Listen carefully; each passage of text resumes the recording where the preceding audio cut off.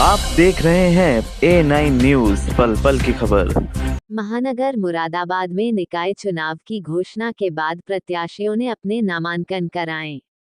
नामांकन होने के बाद प्रत्याशियों को चुनाव चिन्ह वितरण किए गए।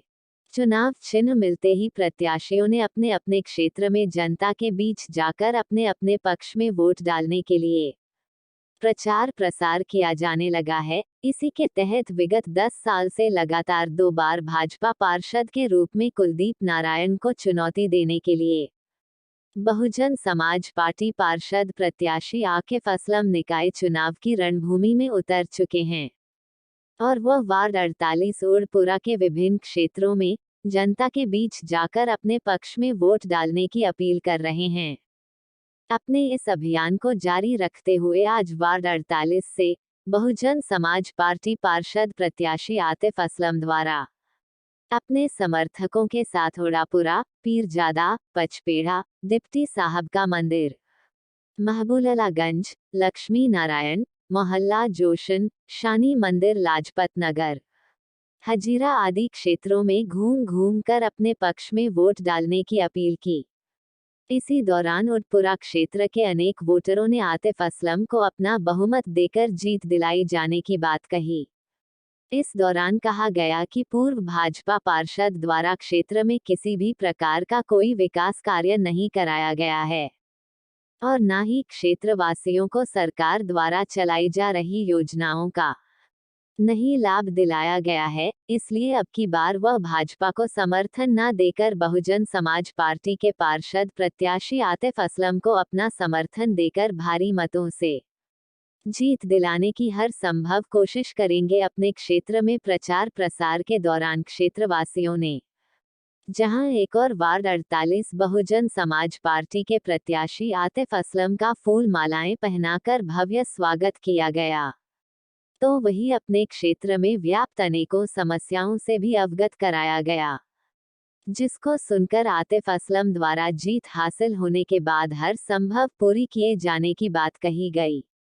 इस अवसर पर मुख्य रूप से बालक राम, जसवंत सिंह, चंद्रभान, महेंद्र जाटव, राज्यपाल, बबलू सैनी, मोहित, अंकित, रोहित के साथ ही अनस, असलम, मोहम्मद सलीम, हाजी असलम, नईम, इकराम, यासीन, इकरार, मोहम्मद असलम, सयाद समीर, मुनव्वर आदि अनेकों समर्थक मौजूद रहे। इस अवसर पर जहां एक और समर्थकों द्वारा वार्ड 48 बहुजन समाज पार्टी से पार्षद प्रत्याशी के समर्थन में अपनी अपनी बात कही गई, तो वही वार्ड 48 के बहुजन समाज पार्टी पार्षद प्रत्याशी आतिफ असलम ने अपनी बात रख सभी को भरोसा दिलाते हुए कहा, आपकी निगम में, कलेक्ट्रेट में या कमिश्नर में क्षेत्रीय स्तर से आवाज उठाई हो और कहा हो, माननीय कमिश्नर साहब या माननीय कलेक्टर साहब, मेरे क्षेत्र में एक स्कूल की कमी है कि जहां मेरे छोटे नौजवान बच्चे इतना ना पढ़ सके, प्राइमरी स्कूल ना कर सके, कम से कम मात्र अपना नाम लिखना और एक सिग्नेचर करना तो सीख ही जाए। कौन से पार्षद ने आपकी आवाज उठाई है? लोग मात्र आज से धर्म की राजनीति करेंगे और आपको बहकाएंगे और ये कह के दिलाएंगे कि वो आदमी कोई काम में नहीं आएगा, वो किसी काम का नहीं है। बबलू भाई मेरे बड़े भाई हैं, आप इनसे जान सकते हैं। नेताजी जसवंत सिंह से आप जानते हैं कि मैं एक स्वतंत्र व्यक्ति आदमी हूँ। मैंने सीएल गुप्ता से मैं पास आउट हूँ और मेरा LLB मेरा कंप्लीट है। तो मैं यहाँ पे जाति की बात करने आया हूँ, न किसी समुदाय की बात करने आया हूँ। मैं केवल मात्र और मात्र वार्ड 48 के लिए विकास की बात करने आया हूँ। आप सभी लोगों का धन्यवाद। और मैं चाहूंगा पूर्व पार्षद प्रत्याशी राजपाल भाई और मेरी जितनी भी माताएं बहनों पीछे खड़ी है और मेरे नौजवान और बुजुर्गों, मैं आपका हाथ जोड़ के तहे दिल से शुक्रिया अदा करना चाहूंगा। जैसा कि आप जानते हैं, वार्ड 48 उड़पुरा हमारे क्षेत्र की क्या हालात है, ये मुझे और आपको आईना दिखाने की जरूरत नहीं है। आज आप देख लीजिए, वार्ड 48 में मात्र रोड साफ सफाई की समस्या और लाइटिंग की समस्या नहीं है, लेकिन जो आज वार्ड 48 में हालात हैं, आप चाहे देख लीजिए, आप अपने आप से पूछिए कि कौन सा ऐसा पार्षद प्रत्याशी है जिसने किसी भी एक प्रकार की आप सभी को सरकारी योजनाओं का लाभ दिलाया हो। आज आप देखिए राज्य सरकार द्वारा और प्रधानमंत्री द्वारा कितनी योजनाएं निकाली जाती हैं, लेकिन हम उन सारी योजनाओं से मरहूम रह जाते हैं। कोई भी एक भी प्रकार की योजनाओं का हमको लाभ नहीं मिल पाता।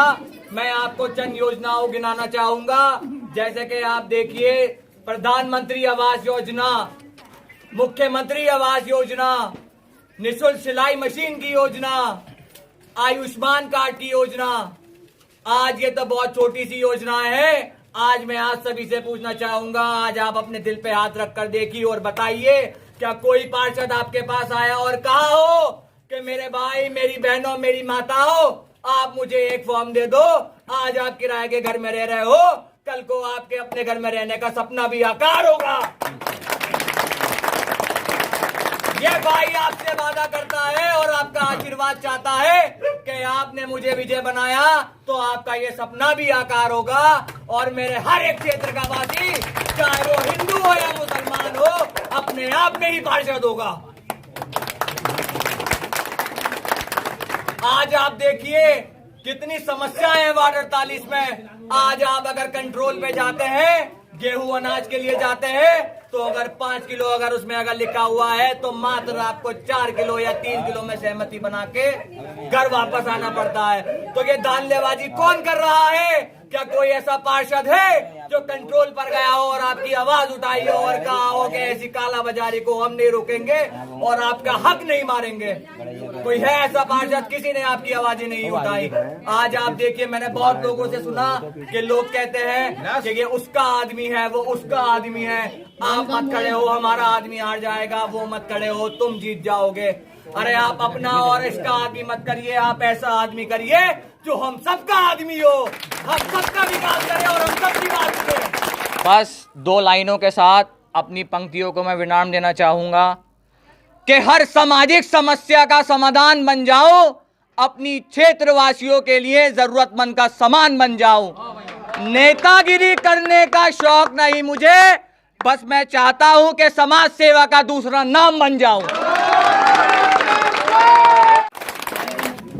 हमारे बीच में वार्ड 48 के बीएसपी पार्टी से प्रत्याशी आकिब असलम जी और समस्त मेरे भाइयों को ईद की हार्दिक शुभकामनाएं। मैं चाहूँगा कि हमारे आकिब भाई इस बार आप लोगों के माध्यम से वार्ड मेंबर बने और अपने क्षेत्र का नाम रोशन करें। मैं एक शेर के साथ अपनी वाणी को विराम दे दूंगा, क्योंकि अभी आगे बहुत मौका है बोलने का, वो मौके भी नहीं गवाऊंगा, चूकूंगा भी नहीं बोलने से।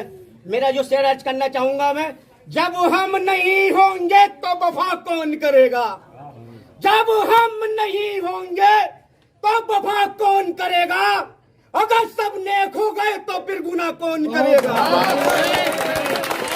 जब हम नहीं होंगे तो वफा कौन करेगा, अगर सब नेक हो गए तो फिर गुनाह कौन करेगा।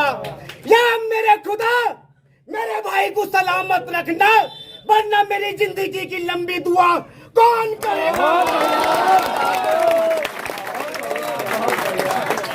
मेरा नाम राजपाल सैनी है और मैं वार्ड 48 से पूर्व प्रत्याशी रह चुका हूं और मैंने देखा यहाँ हमारे क्षेत्र में बहुत सारी परेशानियां हैं और लोगों तक बहुत नहीं पहुंच पा रही, जो योजना है वो नहीं पहुंच पा रही।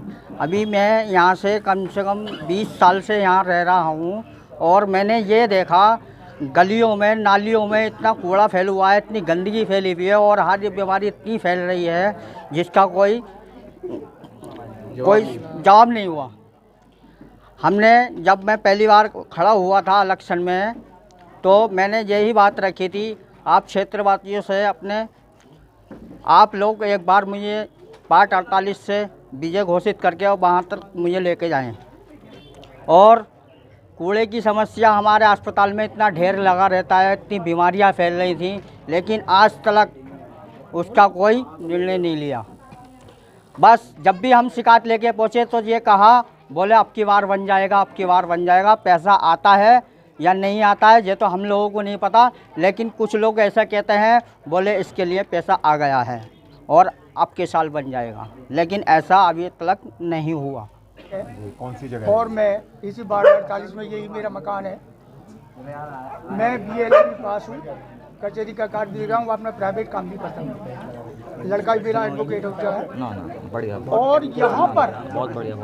अभी तक मैंने देखा है, जो यहाँ के पूर्व मेयर साहब थे विनोद अग्रवाल जी, एक छोटा सा काम उनके पड़ गया था और मैं दफ्तर में जाके मिला और उन्होंने उसको इनकार कर दिया। फिर मैंने एक सूचना के आधार पर 4 लाइनें लिखी और रजिस्ट्री करके भेजा, तो 25 दिन में जवाब आया। वो जवाब ही मुझे चाहिए था, मैंने उनसे ले लिया। परंतु यहाँ पे जब मैंने देखा कि वार्ड 48 में किस प्रकार की समस्या है, मैंने यहाँ पे कुलदीप नारायण को भी देखा, उनसे ही सफाई के लिए कहा था, परंतु आज तक यहाँ पे किसी प्रकार की कोई सफाई व्यवस्था नहीं हुई। आज हमने तय किया है कि हम किसी अन्य प्रत्याशी को वोट ना देके आज अपने मुस्लिम भाई आकिल भाई को ही BSP से जिता के भेजेंगे हर कीमत पे। 2 शब्द और बोल रहा हूँ कि शीशा टूट गया कोई परवाह नहीं, शीशा टूट गया कोई परवाह नहीं, देखना तो यह है कि पत्थर किधर से आया। जनाबे, शीशा टूट गया कोई परवाह नहीं, देखना तो यह है कि पत्थर किधर से आया। शीशा टूटकर भी चमक रहा है, मगर दोस्तों ये देखो कि मारने वाले के, पत्थर मारने वाले के कहीं चोट तो नहीं आई। यही मैं अपना विराम करता हूँ। आज बड़े हर्ष की बात है और मेरे वार्ड 48 से हाथी के चिन्ह से आकिब असलम और इन्हें भारी बहुमत से जिताना है और घर से तन से मन से धन से जिताना है इन्हें। ईद की बहुत बहुत शुभकामनाएं सबको। और जो है इस मंदिर के लिए जो क्या नाम है, हम लोगों ने जो है आप लोगों को बुलाया और हाथी पे ही वोट डालेंगे। ये हमारा हाथी जो है सदा हमारा बना रहे, जैसे हम फूल को डालते थे आज हम हाथी को डालेंगे। हाथी हमारा पहचान है।